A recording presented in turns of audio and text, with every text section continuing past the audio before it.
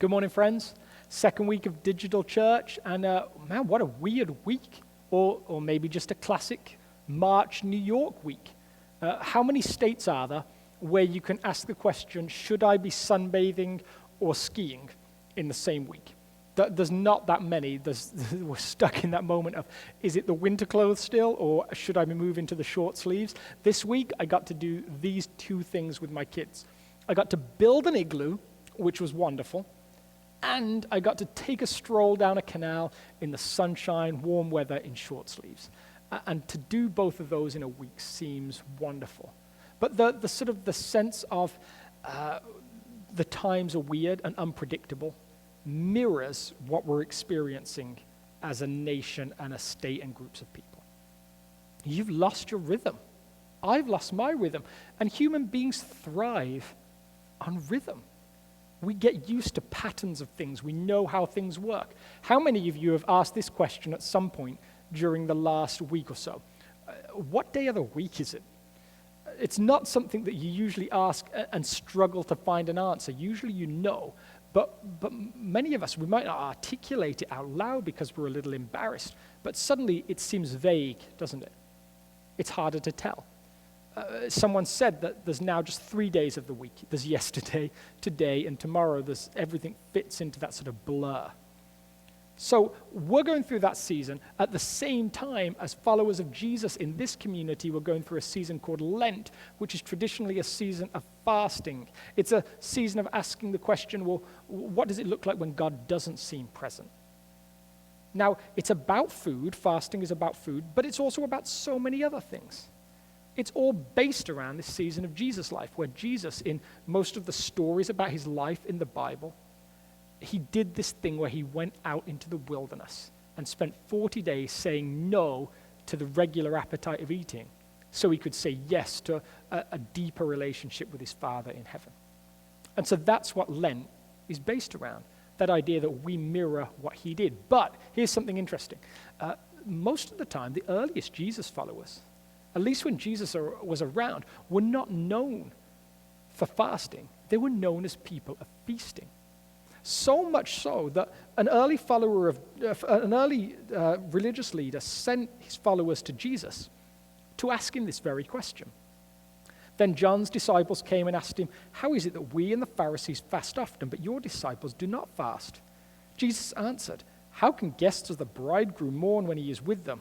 The time will come when the bridegroom will be taken away from them, then they will fast. No one sews a patch of unshrunk cloth on an old garment, for the patch will pull away from the garment, making it worse. Neither do people pour new wine into old wineskins. If they do, the wineskins will burst, the wine will run out, the wineskins will be ruined. No, they pour new wine into new wineskins, and both are preserved." These followers of this guy called John want to know, why is it that your disciples aren't doing what we do? Maybe it's connected to the idea that misery loves company, the idea that you want someone to go through the hard thing you're going through.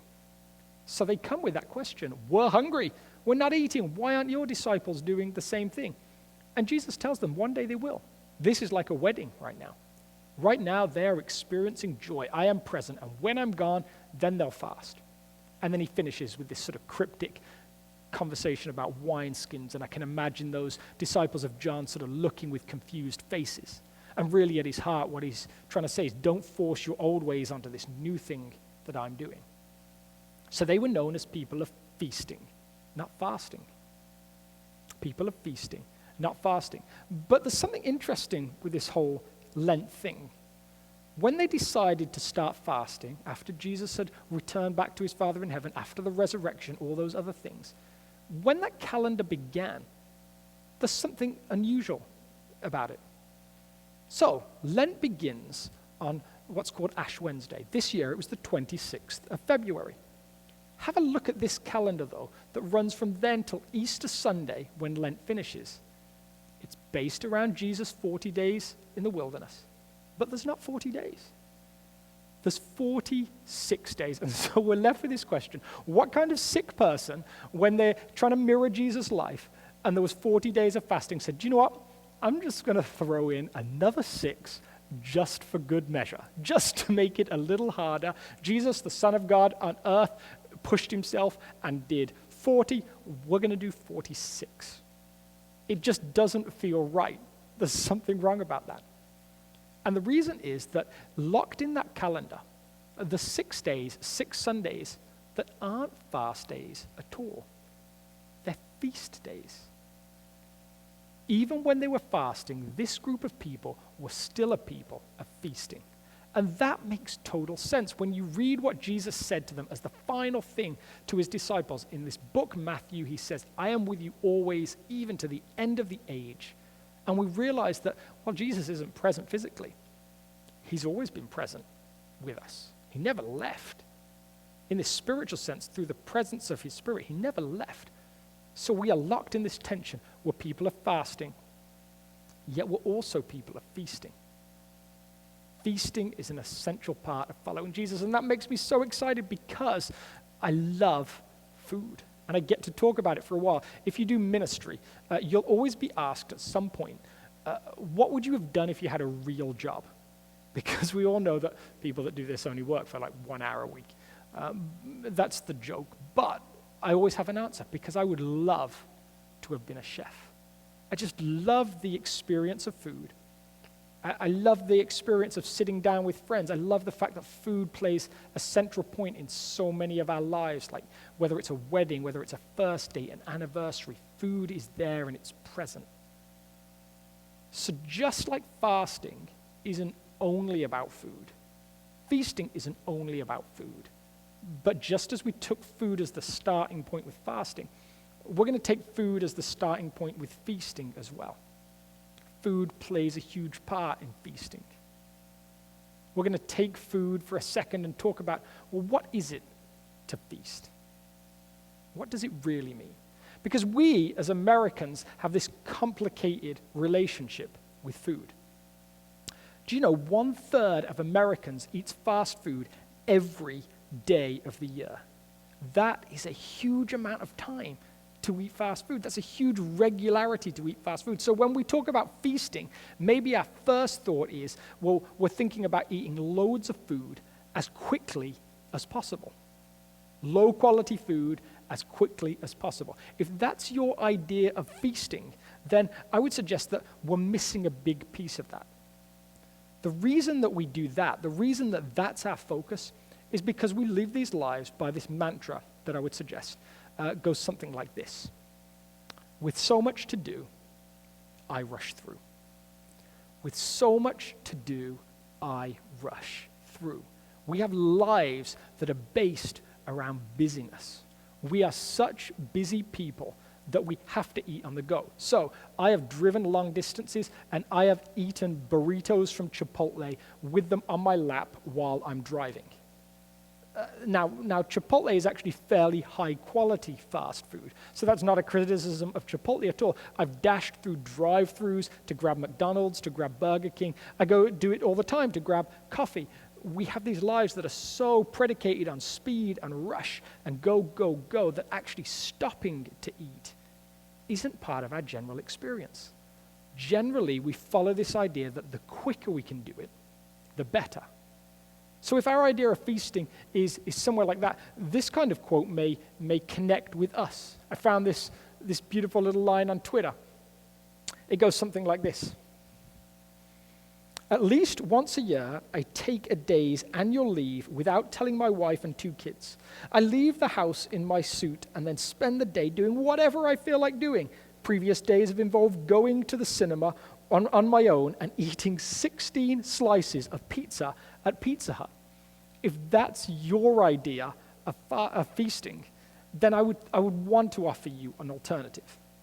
Compare that idea of food with this. This is Grant Achatz. He owns a restaurant in Chicago. My wife and I went there for our anniversary a couple of years ago and tried to get in, and it was impossible.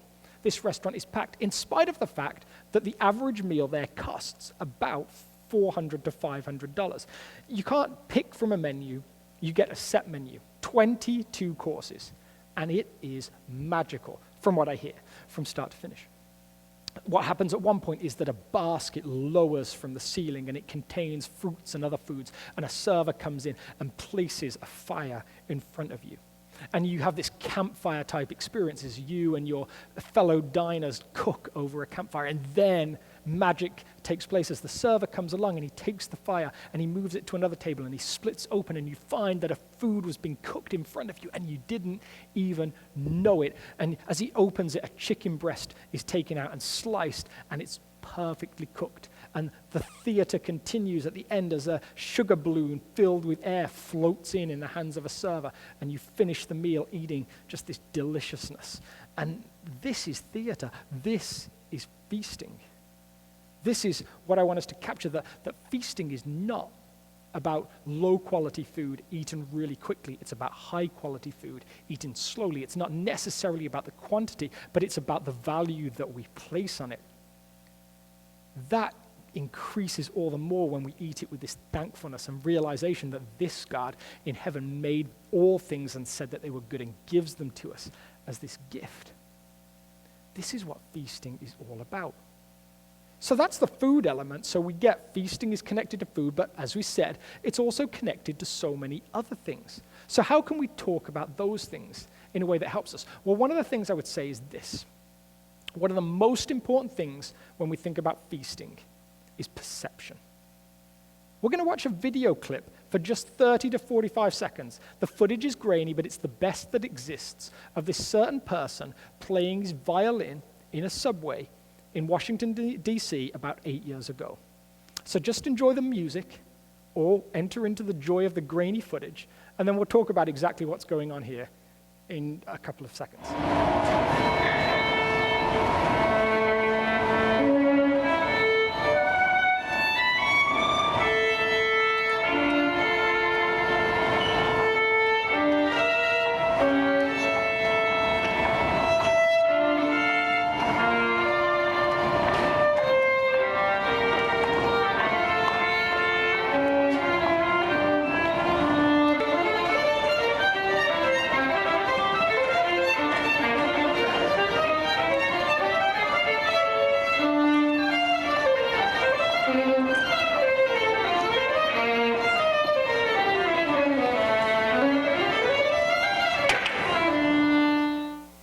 So nothing unusual about that.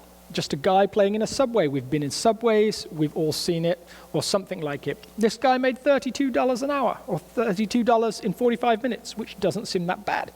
It's what, $45 an hour? Some of us would love to make $45 an hour. But there's an unusual part to this story, a backstory that makes it unusual. The Washington Post set this up as an experiment. The musician is a guy called Joshua Bell. Joshua Bell is one of the greatest violinists alive. He's playing a 300-year-old Stradivarius violin that was worth $3.5 million. He's playing 4 pieces from some of the greatest composers in history.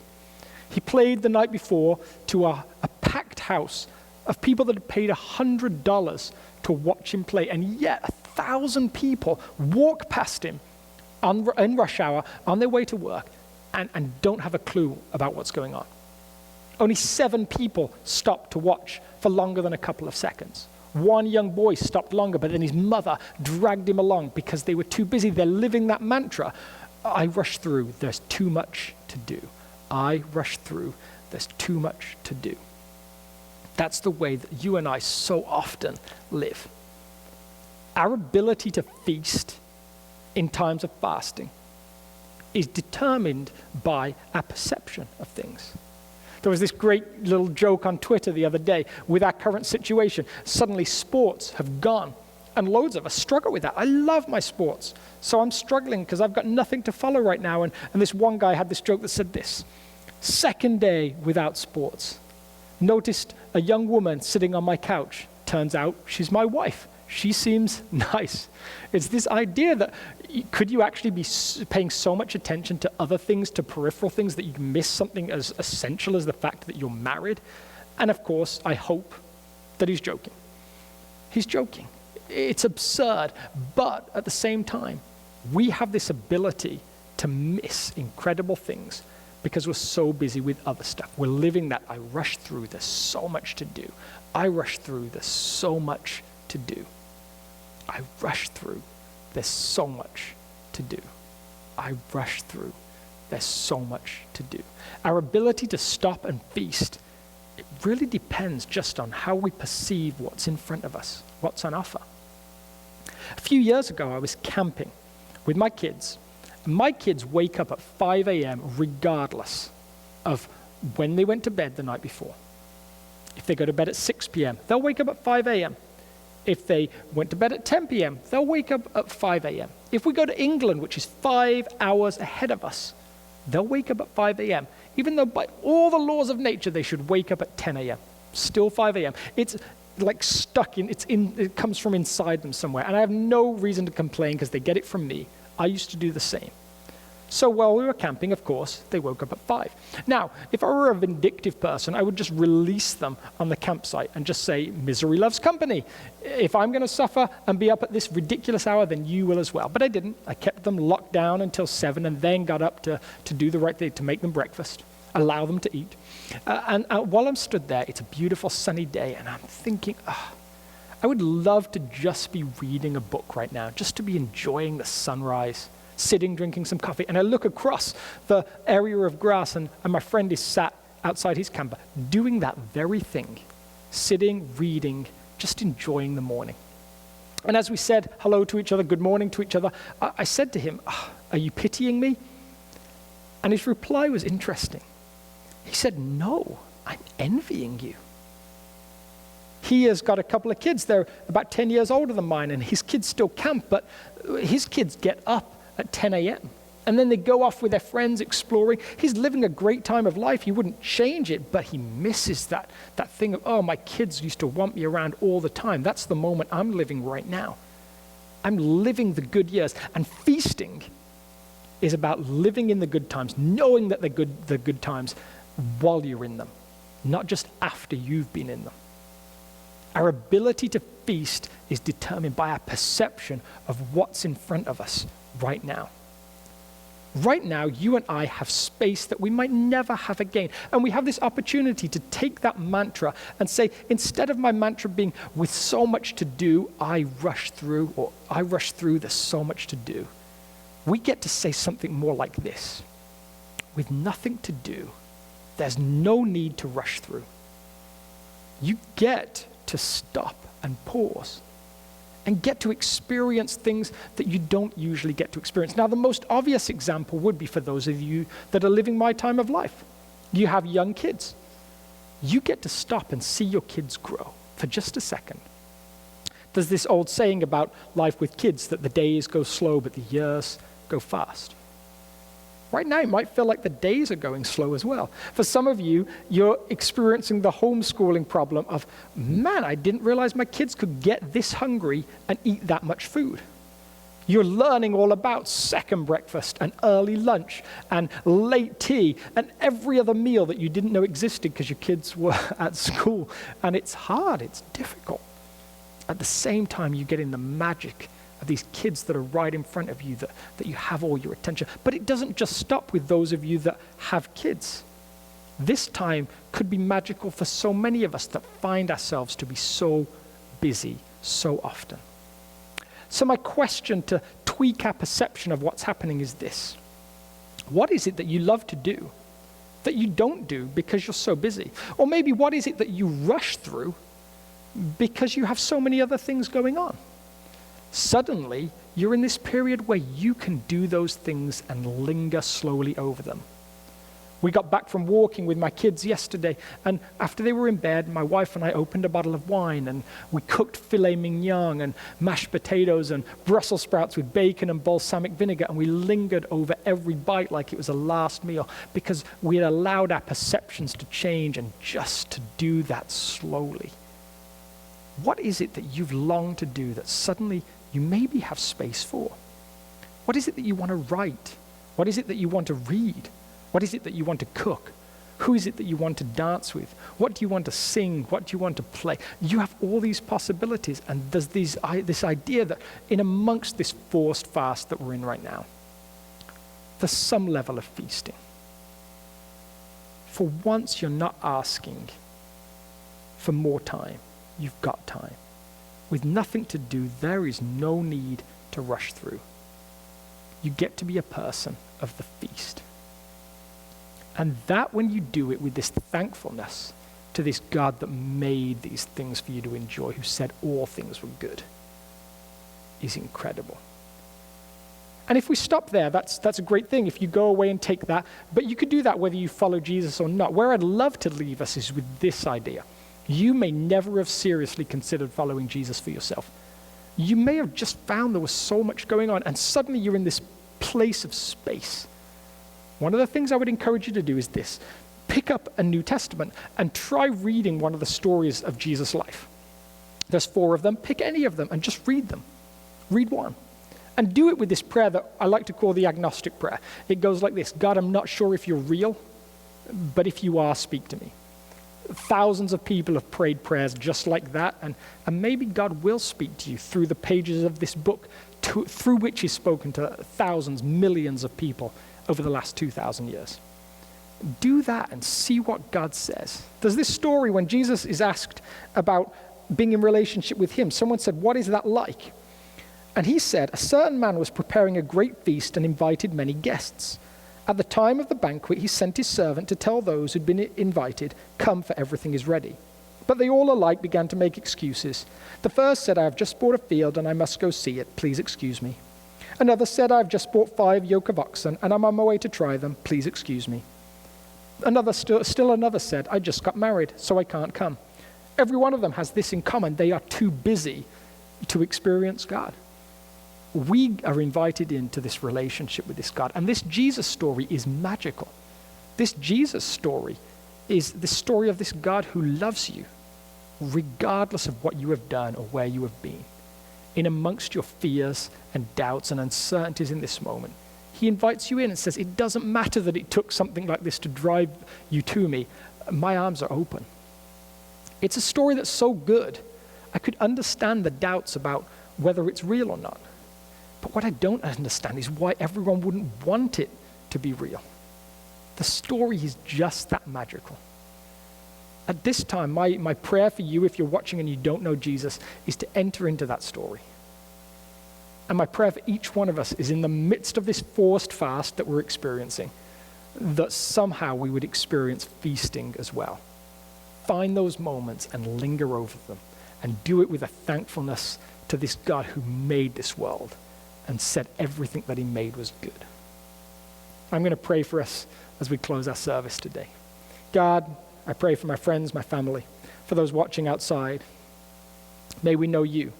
May we experience you in new ways this week. With this time, may we linger and feast over the good things that you have given. May we feast on you. We started this series with this idea that this beatitude. In the message, it goes like this. You are blessed when you've worked up a good appetite for God. He's food and drink in the best meal that you'll ever have. May that be true for you this week. In Jesus' name, amen.